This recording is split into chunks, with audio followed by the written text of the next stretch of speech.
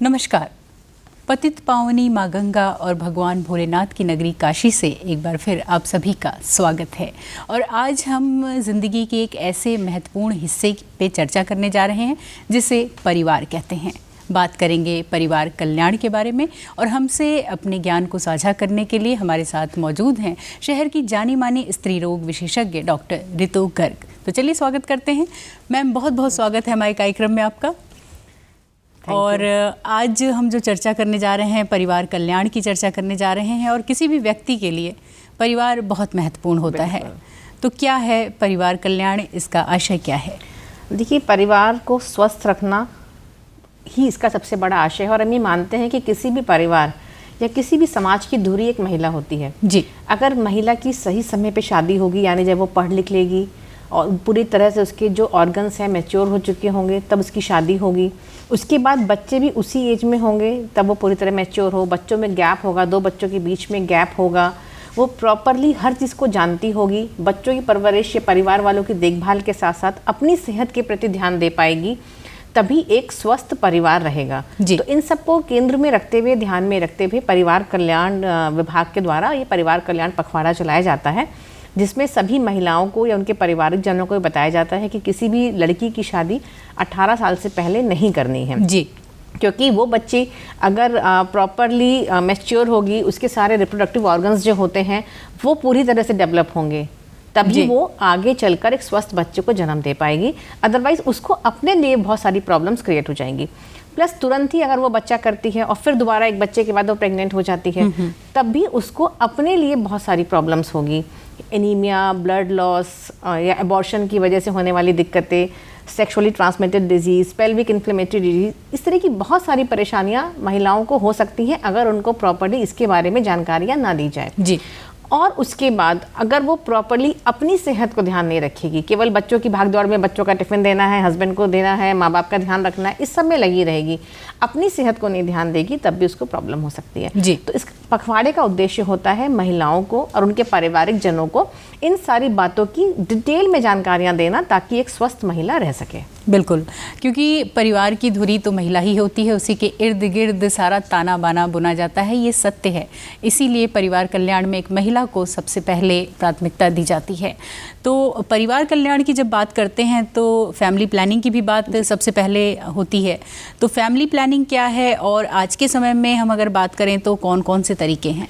देखिए, family planning का मतलब होता है कि हम अपनी फैमिली को, यानी कि हम अपने आने वाली पीढ़ी को, बच्चों को अपने हिसाब से प्लान करें कि हमें बच्चा कब चाहिए और कब हम उसके लिए पूरी तरह से समय दे सकते हैं। जैसे कि आजकल वर्किंग वुमेन हैं, आप जान ही रहे हैं, अधिकतर महिलाएं कामकाजी हैं या पढ़ाई करती हैं शादी के बाद भी। तो एकदम से आज शादी हुई और फिर 9 महीने बाद वो प्रेग्नेंट हो गई, तो ज़रूरी नहीं है कि वो मानसिक और शारीरिक रूप से इसके लिए तैयार हो। तो सबसे पहले तो इसमें आती हैं ओरल कॉन्ट्रासेप्टिव पिल्स, जिसके बारे में उन महिलाओं को बताया जाता है कि आप ये ले सकें, क्योंकि ये बिल्कुल सेफ़ है। या जिसको हम लोग कहते हैं बैरियर मेथड, जिसमें सबसे कॉमनली यूज़ होते हैं कॉन्डोम्स। तो मेल कॉन्डोम्स जो होते हैं वो बहुत इफेक्टिव होते हैं, उनको यूज़ कर सकते हैं शादी के तुरंत बाद। या फिर जो ओरल कॉन्ट्रासेप्टिव पिल्स हैं, उसमें सबसे कॉमनली आपने सुना होगा, हर महिला जानती है, माला डी, माला एन जी। माला एन मतलब नो फीस, गवर्नमेंट उनको free of cost her centre पे उपलब्ध कराती है, वो महिलाएं ले सकती हैं। या माला डी सबसे कॉमनली यूज है, वो ले सकती हैं। इसके पैकेट में 28 टैबलेट होती हैं, जो कि साइकिल के पहले दिन से लेकर 21 दिन तक लेनी होती है जी। और 7 टैबलेट जो होती है वो आयरन की होती है। मीन्स 21 दिन तक आपने इसको खाया, फिर जब आप इसको छोड़ते हैं, आयरन टैबलेट्स लेते हैं, तो ब्लीडिंग होती है, यानी साइकिल आती है जी। और आपको ब्लड लॉस भी जो हो रहा है वो कंपनसेट हो जाता है, क्योंकि आपको आयरन की टैबलेट्स मिलती हैं जी। तो ये बहुत इफेक्टिव मेथड है और शादी के इसके तुरंत बाद इसको सारी महिलाएं इस्तेमाल कर सकती हैं।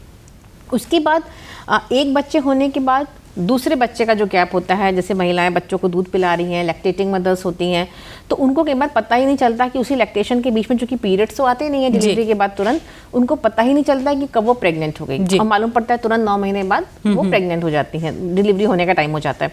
तो ऐसे केसेस में जहाँ एक बच्चा पैदा हुआ, उन महिलाओं को हम लोग बोलते हैं ओरल कॉन्ट्रासेप्टिव पिल्स, या तो आप ले लीजिए, या फिर जो IUCDs का नाम सुना होगा, इंट्रा यूट्राइन डिवाइसेस होती हैं, जो कि यूट्रस के अंदर तुरंत ही डिलीवरी के बाद इम्प्लांट कर दी जाती है, जिसमें सब लोग कॉमनली सबसे ज़्यादा कॉपर टी का नाम बहुत ज़्यादा प्रचलित है, सारी महिलाएं कॉपर टी के बारे में जानती हैं। तो डॉक्टर्स क्या करते हैं, जैसे डिलीवरी होती है, चाहे वो नॉर्मल डिलीवरी हो, चाहे सिजेरियन सेक्शन हो, उसी वक्त कॉपर टी को इंसर्ट कर देते हैं ताकि महिला को कोई दिक्कत ना हो और ऑटोमेटिकली वो सेफ रहे, बच्चे को आराम से दूध पिलाते रहे और इसका कोई साइड इफेक्ट नहीं है। वो धीरे धीरे कॉपर रिलीज होता रहता है और जो स्पर्म्स होते हैं उनके लिए वो टॉक्सिक होता है जी।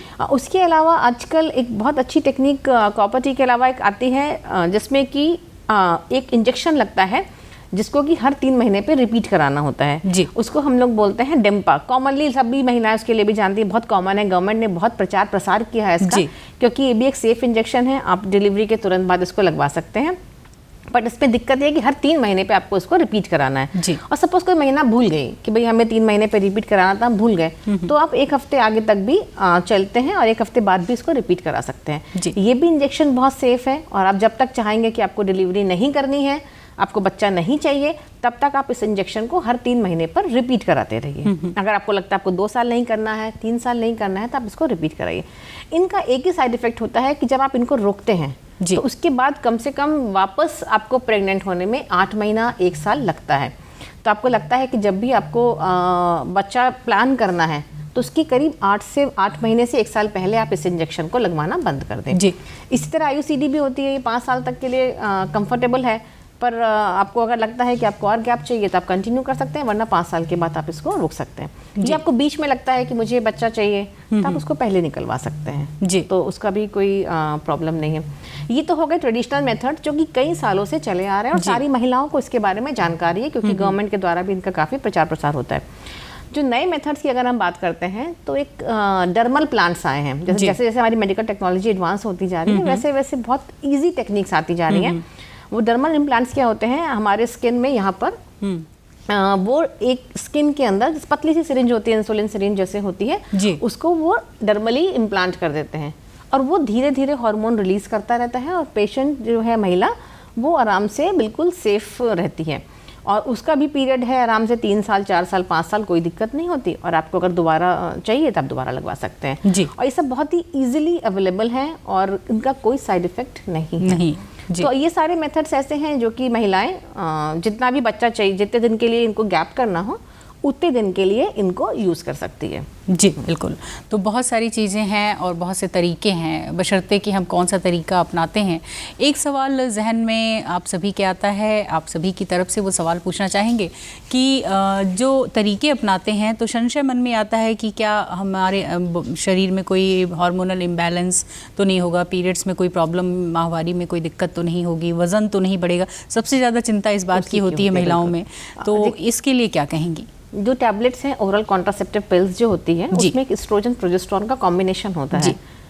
उससे कुछ महिलाओं में इडिमा यानी कि सूजन होती है। तो वो सूजन होती है तो महिलाओं को लगता है मेरा वजन बढ़ गया। एक्चुअली वो वजन बढ़ना नहीं होता है, थोड़ा सा फ्लूइड एक्यूमुलेशन हो जाता है। तो ऐसी महिलाओं के लिए जिसमें इस तरह की प्रॉब्लम होती है उनके लिए प्रोजेस्टेरोन ओनली पिल्स आती है जी। तो वो उसमें एस्ट्रोजन नहीं होता, केवल प्रोजेस्टेरोन होता है। उसमें एक चीज़ का ध्यान रखना होता है केवल कि उस टैबलेट को एक फिक्स टाइम पे खाना होता है। जैसे अगर हमने एक टाइमिंग बना लिया कि हम इसको रात में खाना खाने के बाद 9-10 बजे के आसपास खाएंगे, तो आपको वो टैबलेट रात में 9-10 बजे के आसपास ही खानी है। बहुत सेफ टैबलेट है। तो जो फ्लूइड एक्यूमुलेशन या वेट बढ़ने वाली बात है वो भी नहीं होती। या जिन पेशेंट को लिपिड प्रोफाइल की प्रॉब्लम होती है, जिनका लिपिड हाई रहता है, उनमें भी हम लोग यही टैबलेट एडवाइस करते हैं। तो इसका बिल्कुल कोई साइड इफेक्ट नहीं है। थोड़ी सी जो ब्लीडिंग है वो इरेगुलर हो जाती है, मीन्स कि थोड़ा आगे पीछे हो सकती है। तो वो डॉक्टर उनकी प्रॉपर जब वो टैबलेट्स उनको देता है तो प्रॉपर काउंसलिंग कर देता है कि इस बात से आप घबराइएगा नहीं, थोड़ी सी ब्लीडिंग आगे पीछे हो सकती है। इन टैबलेट्स में एक ही प्रॉब्लम होती है। बाकी जैसे IUCDs वगैरह हैं उनमें भी एक दिक्कत ये होती है कि जब ब्लीडिंग होती है उसका कोई फिक्स टाइम नहीं होता जी। जैसे हम जो माला ले रहे हैं उसमें तो हमें पता है कि 21 दिन हमने खाई है, 7 दिन के लिए छोड़ा है, तो इसी 7 दिन में हमको ब्लीडिंग होगी, मेंस्ट्रुअल ब्लीडिंग। लेकिन बाकी जितने भी प्रोसीजर्स हैं उनमें ये आप ड्यूरेशन फिक्स नहीं कर सकते हैं कि इसी पर्टिकुलर ड्यूरेशन में हमें ब्लीडिंग होगी। तो जो भी लगवाते हैं उनको इस चीज़ के लिए पूरी जानकारी दे दी जाती है और वो इस चीज़ को समझ के उनकी बॉडी उस हिसाब से एडजस्ट कर लेती है कि ब्लीडिंग थोड़ा सा आगे पीछे हो सकती है। उसके अलावा कोई भी साइड इफेक्ट इनका नहीं है। जो स्ट्रोक वगैरह पेशेंट हो या जिनको हार्ट की प्रॉब्लम हो उनको भी केवल प्रोजेस्टेरोन ओनली पिल्स ही एडवाइस की जाती है जी। अब कुछ महिलाएं ऐसी होती हैं जैसे 2 बच्चे हो गए हैं, अब आजकल सभी लोग चाहते हैं कि 2 से ज़्यादा बच्चे ना हो, तो ऐसी महिलाएं जिनकी फैमिली कंप्लीट है, उनको और बच्चे नहीं चाहिए, उनके लिए सबसे सेफ प्रोसीजर होता है लाइगेशन जी। मीन्स जो ट्यूब होती है उसी को ही डॉक्टर्स लैप्रोस्कोपिकली लाइगेट कर देते हैं। तो वो परमानेंट प्रोसीजर है जिसमें कि आपको उसके बाद कुछ नहीं करना, आप बिल्कुल फ्री हो गए, बिल्कुल सेफ हो गए कि अब हमें कोई प्रोसीजर कराने की ज़रूरत नहीं है या कोई टैबलेट्स खाने की ज़रूरत नहीं है। या उससे भी सेफ प्रोसीजर होता है मेल्स में वेसेक्टमी जी। कई बार मेल्स बहुत मतलब संशय में रहते हैं, उसके लिए भी बहुत सारी भ्रांतियाँ रहती हैं मेल्स के अंदर। मेल्स जल्दी वेसेक्टमी कराना नहीं चाहते, लेकिन मैं सबसे कहना चाहूँगी कि मेल्स की वेसेक्टमी सबसे सेफ प्रोसीजर है, सबसे इफेक्टिव प्रोसीजर है और उनको किसी भी तरह की कमजोरी या नपुंसकता नहीं होती। बहुत से लोगों के मन में ये होता है कि अगर हमने इसको करा लिया तो फिर हमें सेक्सुअल प्रॉब्लम्स हो जाएंगी। ऐसा बिल्कुल नहीं है, 100% सेफ और 100% इफेक्टिव प्रोसीजर है। तो सभी मेल्स को इसको प्रेफर करना चाहिए। तो गवर्नमेंट इसके लिए बहुत सारे प्रोत्साहन राशि भी देती है जो लोग वेसेक्टमी कराते हैं PSCs पे, CHCs पे। तो गवर्नमेंट के द्वारा मेल वेसेक्टमी को बहुत प्रमोट किया जा रहा है और सबको इसके लिए कराना भी चाहिए। और सपोज़ एक भ्रांति और होती है कि सपोज़ खुदा ना खास्ता किसी को ये लगता है कि हमारी फैमिली पहले कंप्लीट थी लेकिन बच्चे का लॉस हो गया या कोई ऐसी प्रॉब्लम हो गई, घर में ऐसी कोई प्रॉब्लम हो गई, तो ये प्रोसीजर जो लाइगेशन है ये अच्छे सर्जन के द्वारा, अच्छे गायनेकोलॉजिस्ट के द्वारा रिवर्सिबल कराया जा सकता है। ये अच्छी बात है। तो वो भी आप इसलिए डर रही मत मन में, एज सच ये 100% परमानेंट प्रोसीजर है, पर विशेष परिस्थितियों में इसका रिवर्सल किया जा सकता है जी। तो ये तरीके हो गए आज के समय में परिवार नियोजन के। और आगे बात करते हैं कि परिवार नियोजन ज़रूरी क्यों है, क्या क्या वो वजहें हैं जिससे कि हमारे परिवार को अगर हम समय रहते ध्यान न दें फैमिली प्लानिंग पे तो नुकसान हो सकता है जी। देखिए, अगर एक बच्चा पैदा हुआ जी और तुरंत ही लेडी प्रेग्नेंट हो गई, उसको तो समय ही नहीं मिला जो ब्लड लॉस हुआ उसको कंपनसेट करने का या अपनी हेल्थ के ऊपर ध्यान देने का या अपनी डाइट को इम्प्रूव करने का। जब एक मदर एक बच्चे को दूध पिलाती है तो उसको सबसे ज़्यादा पोषण तत्व चाहिए होते हैं ताकि वो पोषण तत्व बच्चे को भी मिल सके। बट अगर वो तुरंत ही प्रेग्नेंट हो गई तो फिर तो वो सारा का सारा पोषण वो जो बच्चा गर्भ में है उसके पास चला जाता है। तो इस तरह से वो महिला भी परेशान होती है, उसको भी एनीमिया होने के चांसेस और अलग तरह की बीमारियों के चांसेस होते हैं। प्लस जो बच्चा तुरंत ही गर्भ में आ गया वो भी थोड़ा कमज़ोर होने के चांसेस हैं जी। फिर अक्सर क्या होता है कि वो कपल सोचता है कि अभी तो हम मेंटली प्रिपेयर्ड ही नहीं है, अभी तो एक बच्चा हुआ है, हम इसकी जिम्मेदारी उठाने के लिए तैयार नहीं है, फिर वो अबॉर्शन के लिए सोचते हैं जी। अबॉर्शन भी महिलाओं के लिए एक बड़ा खतरा है क्योंकि आप फिर आजकल MTP टैबलेट्स बहुत कॉमन आ गई हैं, लोग तुरंत जाते हैं मेडिकल स्टोर पे और वो टर्मिनेशन पिल्स खरीद के खा लेते हैं बिना डॉक्टर की सलाह के।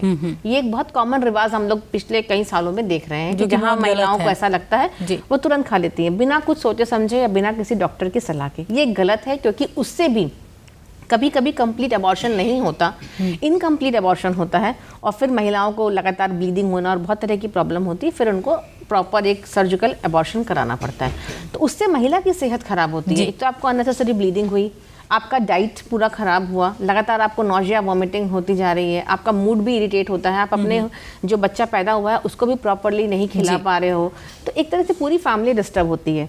तो सबसे अच्छा है कि जैसे ही आप को लगता है कि आपका बच्चे का डिलीवरी होने वाला है, आप उसके पहले अपनी प्लानिंग कर लीजिए जी। हस्बैंड के साथ बैठ के, फैमिली मेम्बर्स के साथ बैठ के आप अपनी प्लानिंग कर लीजिए कि डिलीवरी होते ही मुझे इस प्रोसीजर को अडॉप्ट करना है ताकि कोई फेल्योर के चांसेस ही ना रहें। और हर चीज़ अगर प्रॉपर प्लानिंग के साथ होगी तो एक हैप्पी फैमिली रहेगी, हस्बैंड वाइफ दोनों एंजॉय करेंगे, अपने मदरहुड को एंजॉय कर सकते हैं, जो बच्चा पैदा हुआ है उसको पूरा टाइम दे सकते हैं। और इसी तरह से शादी होते ही आप एक प्रॉपर अपना बना लीजिए कि मुझे इस मेथड के लिए जाना है, ताकि शादी होते ही आप एकदम से आप नहीं चाहते कि आप बच्चा हो और आप एकदम से आप प्रेग्नेंट हो गए तो जो होता है आपस में जो हंसी खुशी होती है वो एक दूसरे पे लोग डाल देते हैं कि ऐसा हो गया वैसे हो गया, तो रिश्ते में खटास आने लगती है जी।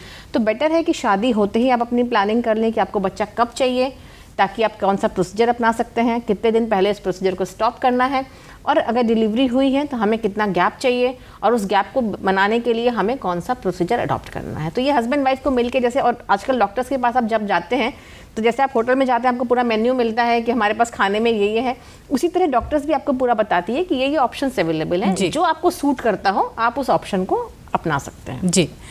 ऑप्शन कोई भी हो, मकसद वही है कि परिवार की खुशियाँ, और परिवार की खुशियाँ हमारी योजनाबद्ध तरीके से लिए गए निर्णय पे ही निर्भर करती हैं।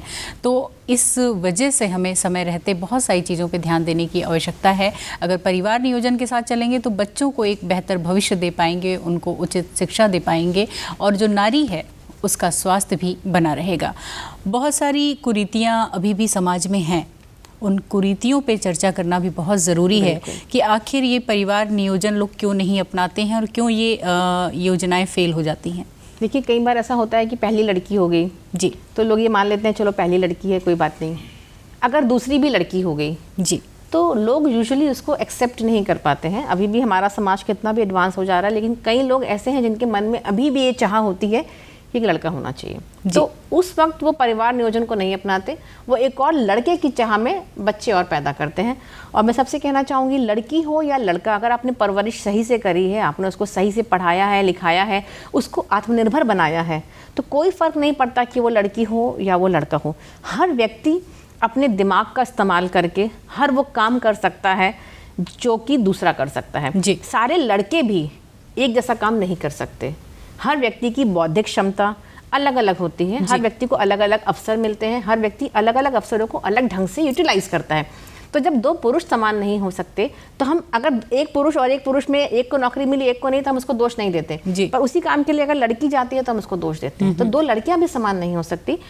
तो ज़रूरत है अपनी लड़कियों को भी वही प्लेटफॉर्म देने की जो कि आप लड़कों को देते हैं। लोग अक्सर लड़कों को तो बोलते हैं कि तुम पढ़ो, और लड़कियों को बोलते हैं खाना बनाओ। हमें लड़कियों को भी पढ़ाना है और लड़कों को भी खाना बनाना सिखाना है, क्योंकि अगर हमें दोनों को समानता देंगे, दोनों को समान रूप से प्लेटफॉर्म देंगे, तो लड़का भी लड़कियों की इज्जत करेगा। कल को उसकी वाइफ आएगी तो वो उसको भी कहेगा हाँ तुम्हें नौकरी करनी है, तुम भी पढ़ी लिखी हो, तुम नौकरी करो, या तुम जो करना चाहती हो करो। वो जितनी अपनी रेस्पेक्ट माँ की करता है उतनी कल को अपनी वाइफ की करेगा। और लड़की भी पढ़ी लिखी होगी, वो भी अपने घर में अनुशासन के साथ रही होगी, तो वो भी अब जब दूसरी फैमिली में जाएगी अपने ससुराल वालों को उतना ही प्यार देगी, उतना ही समर्पण देगी जितना वो मायके वालों को देती है। तो मुझे लगता है कि जो आजकल लड़कियां हर चीज़ कर रही हैं, इवन आप देख सकते हैं कि एरोप्लेन उड़ाती हैं, ट्रेन चलाती हैं, सब इतनी अच्छी अच्छी रिसर्चेस कर रही हैं। तो चाहे वो डॉक्टर हो, इंजीनियर हो, आईएएस हो, कोई ऐसा फील्ड नहीं है जहाँ लड़कियों ने अपना काम ना किया हो। तो ज़रूरत है तो माँ बाप को ये मानने की कि चाहे लड़की हो चाहे लड़का हो, मुझे दोनों को इक्वल राइट देने हैं, इक्वल चीज़ें देनी है।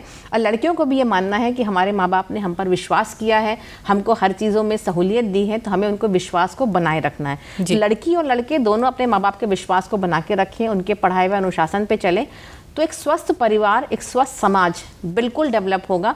और जो कुरीतियाँ हैं, कन्या भ्रूण हत्या, या लोग दहेज के डर से डरते हैं कि अरे लड़की होगी तो हमें दहेज देना पड़ेगा, इससे अच्छा इसको मार दो।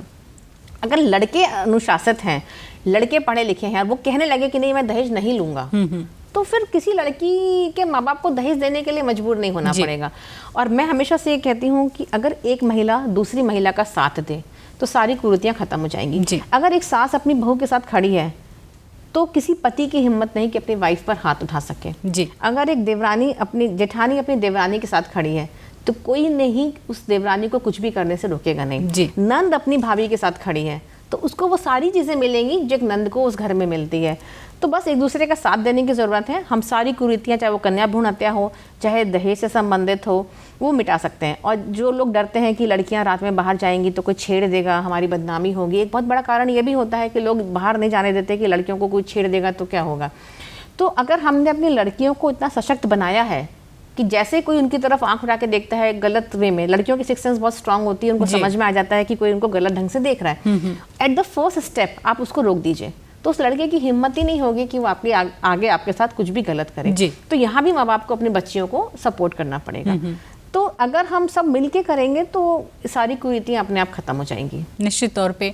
और निर्णय ये होना चाहिए कि बेटा हो या बेटी हो, बेहतर तो है कि एक, और नहीं तो ज़्यादा से ज़्यादा दो, क्योंकि उन्हें अच्छी परवरिश और अच्छी शिक्षा भी तो देनी है।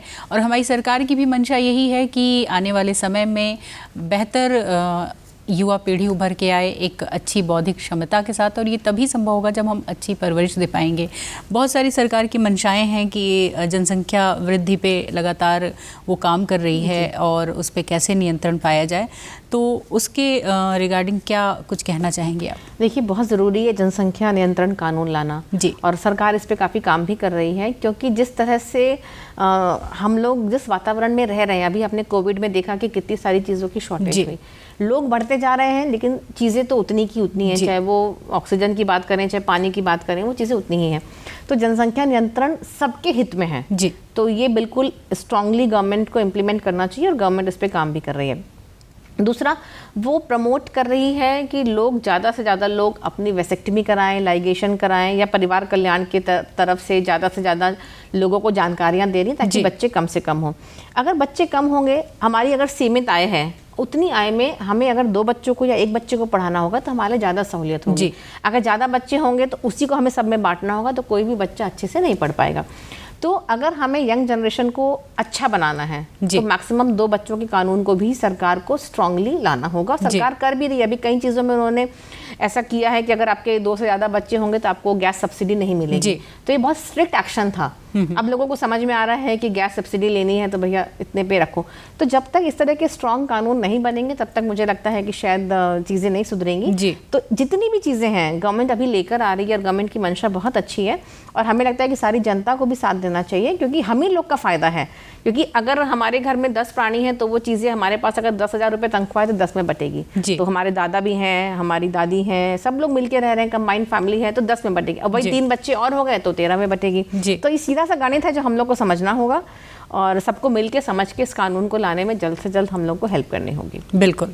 तो समझने की बात ये है कि छोटा परिवार सुखी परिवार। और बहुत बहुत धन्यवाद देना चाहेंगे डॉक्टर रितु, आप हमारे कार्यक्रम में शामिल हुए और आज के विषय से संबंधित आपने हर पहलू पे अपना नज़रिया रखा, और उम्मीद करते हैं कि आपसे फिर होगी मुलाकात। तब तक के लिए दीजिए इजाज़त। नमस्कार।